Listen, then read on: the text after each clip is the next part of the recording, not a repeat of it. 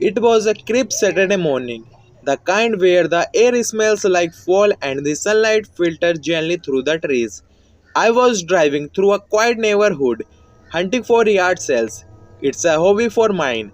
There is something exciting about discovering old, unique items. That day, I stumbled upon a hand painted sign that read, Yard sale, everything must go, with an arrow pointing down a long, gravel driveway. The sign looked a bit withered, but I figured, why not? As I turned onto the driveway, the trees seemed to close in around me, their branches forming a canopy overhead. The air grew cooler, and for some reason, I felt uneasy. But when I reached the house, it looked ordinary. Through a little rundown, the paint was peeling and the yard was overgrown.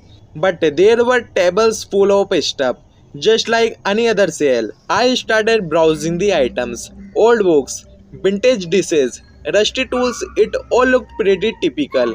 But then, on a corner table, something caught my eye, a small wooden box. It wasn't just any box, it was intricately carved with strange symbols that looked ancient, almost tribal. The craftsmanship was stunning, and I was immediately drawn to it. It had a kind of presence. I picked it up, and the wood felt oddly warm to the touch. It wasn't heavy, but it felt dense, like it was holding something important. I took it to the man running the sale, a frail, elderly gentleman sitting in a folding chair. How much for this? I asked. He looked up slowly, his eyes dull and lifeless, and said, $5.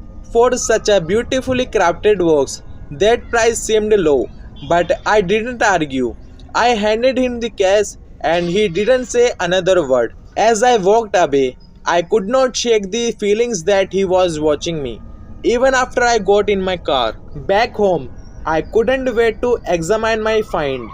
The carvings were even more intricate under proper light, almost hypnotic. There was no latch or lock, just a seamless lid that fit snugly. When I finally pried it open, the hinges creaked loudly, as if they had not been used in decades. Inside, I found two things, a small silver pendant and a notebook. The pendant was odd. Its shape resembled a human figure, but it was distorted.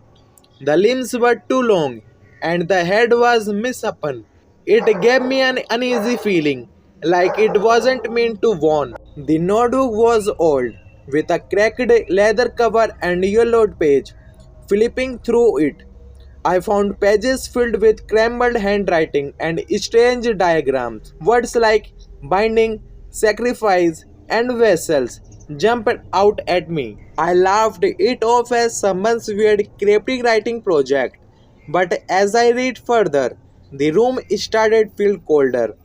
The air seemed heavier, and the shadows in the corners of room felt darker than they should have. Over the next few days, strange things started happening. It began subtly.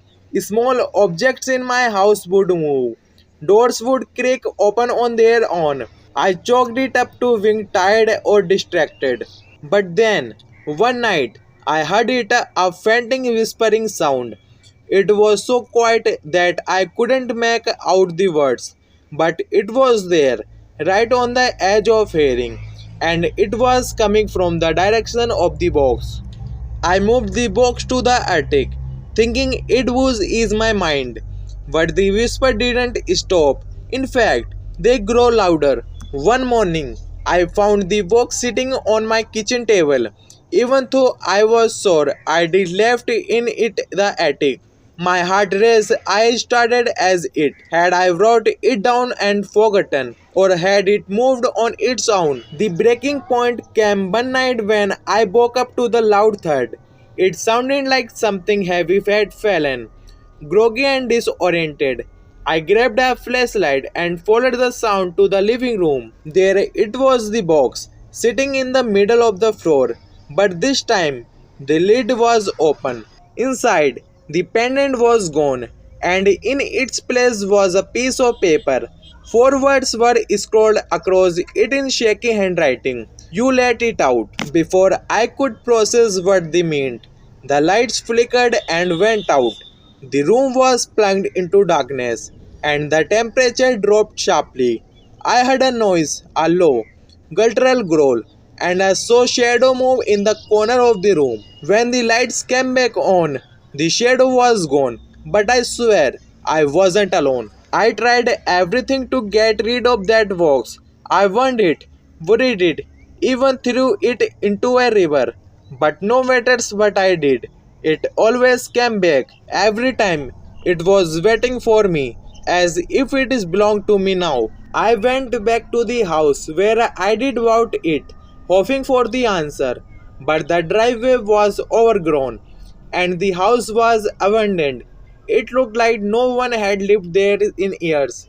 Now, every night I hear whispers. They are louder than before, almost deafening, and sometimes I catch a glimpse of something in the shadows, a tall, distorted figure just watching. I don't know what I unleashed, but it's too late to stop it now. So, what's the moral of the story? If you ever find a mysterious card box at yard sale, leave it where it is.